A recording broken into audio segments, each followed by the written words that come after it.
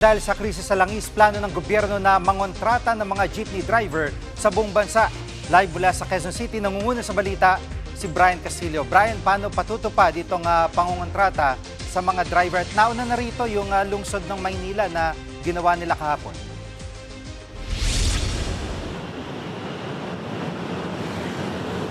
Jiggy, sa ilalim ng service contracting program, ang gobyerno na ang magpapasweldo sa mga driver. Dahil dyan, maaaring makapagbigay ang gobyerno ng diskwento sa pamasahe o kaya naman ay libreng sakay para sa mga pasahero. Sa ganitong paraan, natulungan na ang mga tsoper, ay natulungan pa pati ang mga commuter. Ngayon, paano ba yan ipapatupad? Jiggy, may nakikitang dalawang paraan ang DOTR. Una dyan ay yung net service contracting kung saan magsasubsidize ang gobyerno para makapagbigay ng discount sa pamasahe. Pangalawa naman ay yung gross service contracting na mas kilala natin bilang libreng sakay.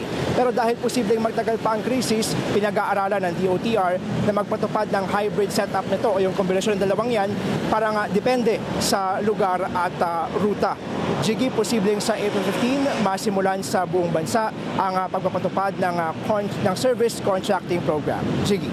Brian, magkanong nakalang pondo para sa programang ito?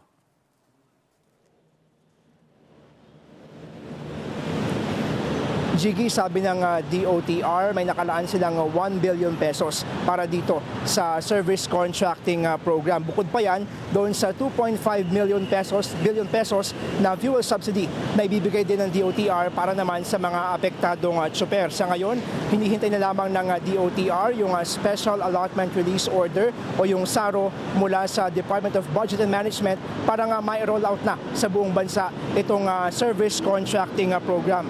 Ikinakasa na rin ang pagkakaroon ng isang malawakang konsultasyon para sa mga kasapi ng transportation sector hinggil nga sa pagpapatupad ng naturang programa. Narito ang pahayag ng DOTR. Kasi objective namin ngayon is paano ba ito pabain, pa-stretch the amount of the money at kung saan mga areas targeted is approach po tayo dapat dito, very tactical and scientific. Kasi 1 billion alone nationwide, baka it will last us only mga 5 days. Kapag gusto natin kunin lahat ng ruta. Yan muna ang latest. Balik sa'yo, Jiggy. Yan ang ulat ni Brian Castillo live mula sa Quezon City. Mga kapatid, Jiggy Manikad po. Pagdating sa mahalagang balita sa loob at labas ng bansa, dapat una sa lahat, mag-follow at mag-subscribe na sa social media pages ng News 5.